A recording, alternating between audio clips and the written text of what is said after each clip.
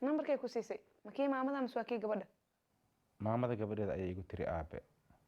maadaama ay ku sheegtay maamada in la guursaday oo ilmo kale ay dhashay gabadha nambarkeeda lagu siiyay walaasheena ama ilmaha gadaal ka dhashay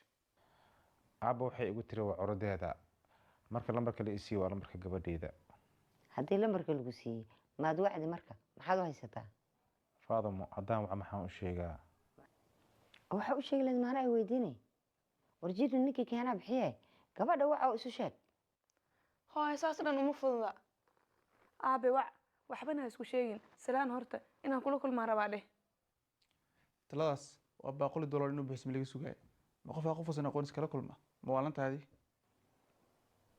jaamac qof weyn baa ilaahay kaa dhigay waxaa laga yaabaa gabadha dhinaceeda kaa raadinayso oy aabaheed u hamuun qabto marka waxaan kugula talin lahaa hadda wac oo isu sheeg aabe laba wiil gabar iyo adiga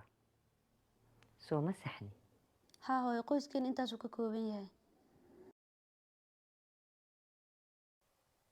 adigii walaalaha isku hooyo isku abmaateen dadkii dariska wasaasay u maleeyaan laakiin ma nihin aniga bahgooni ayaa ah ayagana waa isku bah marka adiga aabaha aaway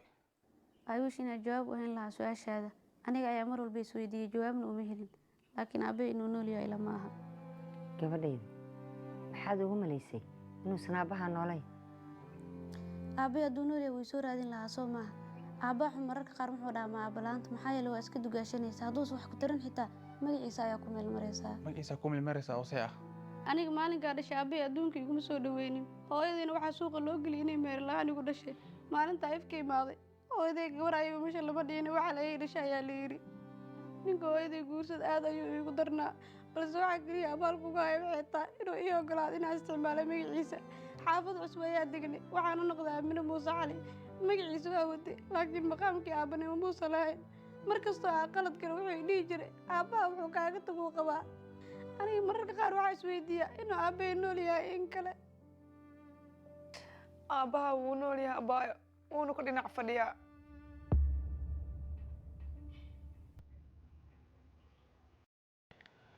waxaan ahay ninkii ciilkii cilmada ku baday waa ka xishoonaya xataa inaan ku dhaho waxaan ahay aabaha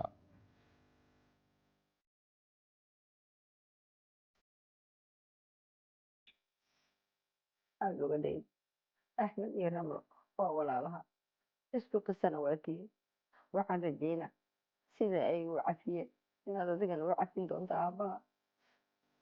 gabadheedi waan ku baryaa isakii cafi wax walba oo yaraantaada iga weysa hadda ayaan diyaar ku lahay inaa iga hesho magac imaalba sidaas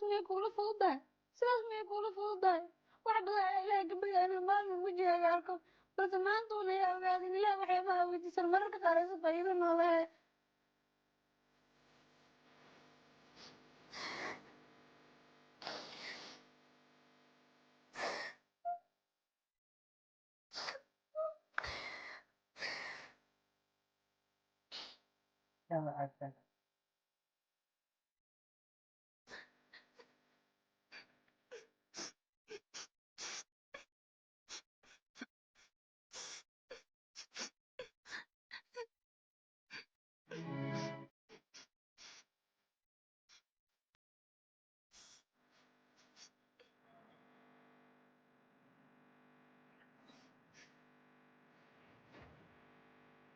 maamus abaayo macaan